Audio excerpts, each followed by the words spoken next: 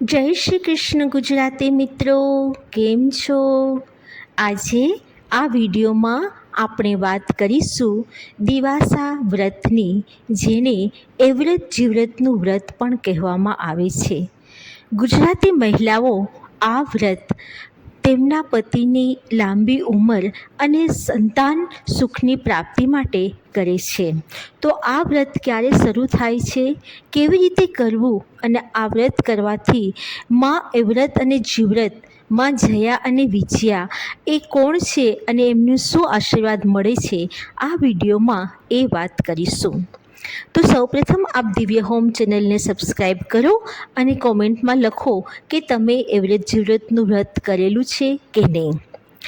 અષાઢ વદ તેરસથી અમાસ સુધી 3 દિવસ એવ્રત જીવ્રતનું વ્રત આવે છે.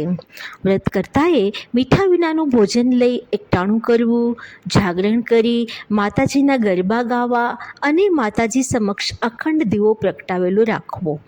વ્રતથી અખંડ સૌભાગ્યવતીની સાથે સાથે સંતાન સુખના આશીષ પણ પ્રાપ્ત થાય છે.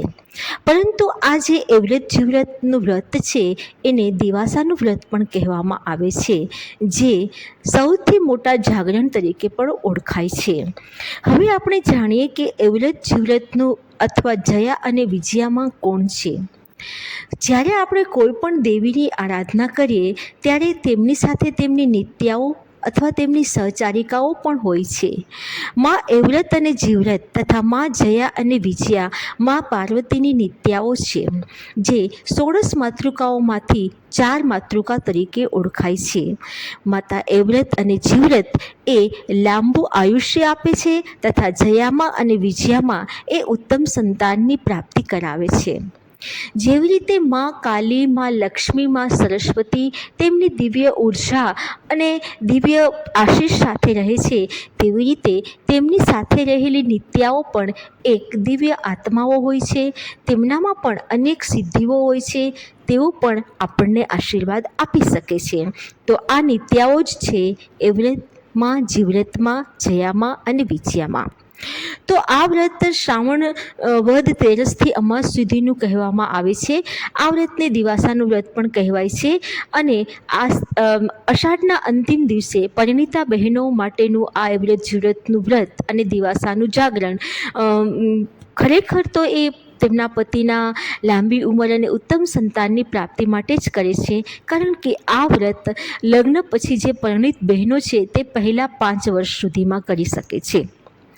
આ 1.5 દિવસનું વ્રત અને 1.5 દિવસનું જાગરણ એટલે કે હિન્દુ વ્રતોમાં સૌથી મોટું જાગરણ આ વ્રતમાં થાય છે.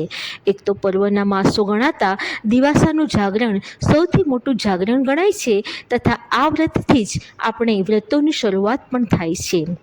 ગુજરાત સિવાયના અન્ય રાજ્યોમાં આ વ્રતને હરિયાળી અમાવસ પણ કહેવામાં આવે છે, જેમાં પરિણીતા વ્રતધારી બહેનો આખો દિવસ ઉપવાસ કરી એવ્રતમાં, જીવ્રતમાં, જયામાં, વિજયામાં આ બધાની આસ્થાભેર પૂજા કરી આખો દિવસ તેઓ ઉપવાસ કરશે અને આ પર્વની ઉજવણી સાથે હિન્દુ ધર્મના અનેકવિધ પર્વો અને તહેવારોની ઉજવણીનો આરંભ પણ થાય છે.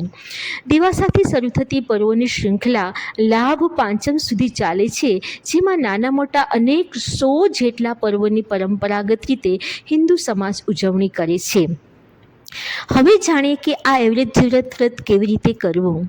આ દિવસે સવારે જલ્દી ઉઠીને નાહી ધોઈ મંદિરે જઈ, યાની કે શિવ અને પાર્વતીના મંદિરે જઈ એવ્રતમાં, જીવ્રતમાં નામની દેવીઓનું પૂજન કરવું. ઉપવાસમાં સ્ત્રીઓ મીઠા વગરનો જ ખોરાક લઈ શકે છે. વ્રત કરનાર સ્ત્રી જવારાની વાવણી પણ કરે છે. દિવસે માત્ર ફળ ફળાદી ખાય છે અને રાત્રે જાગરણ કરે છે. આ વ્રત 5 વર્ષ સુધી યાની કે લગ્નના 5 વર્ષ સુધી કર્યા પછી તેમનું ઉજવણું કરવામાં આવે છે. આ વ્રત પતિના દીર્ઘાયુષ માટે તથા ઉત્તમ સંતાનની પ્રાપ્તિ માટે કરવામાં આવે છે. તો આ રીતે આ દિવાસાનું વ્રત કરી અને પછી બીજે દિવસે જે શ્રાવણની શરૂઆત થાય છે, ગુજરાત અને મહારાષ્ટ્ર આ બંને રાજ્યોમાં શ્રાવણની શરૂઆત અમાસ પછી કરવામાં આવે છે.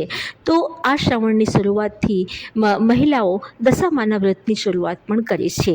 તો આ રીતે માતા એવ્રતમાં, જીવ્રતમાં, જયામાં, વિજયામાં જે માતા પાર્વતીની જ નિત્યાઓ છે તે સર્વે મહિલાઓને જે આ વ્રત કરે છે, આ કથા સાંભળે છે, તેમને આશીષ આપે છે અને આપ સૌ મહિલાઓને અખંડ સૌભાગ્યવતી રહે, ઉત્તમ સંતાન મળે એવી શુભકામના સાથે દિવ્ય હોમથી સૌ મહિલાઓને ખૂબ ખૂબ ધન્યવાદ, આશીર્વાદ.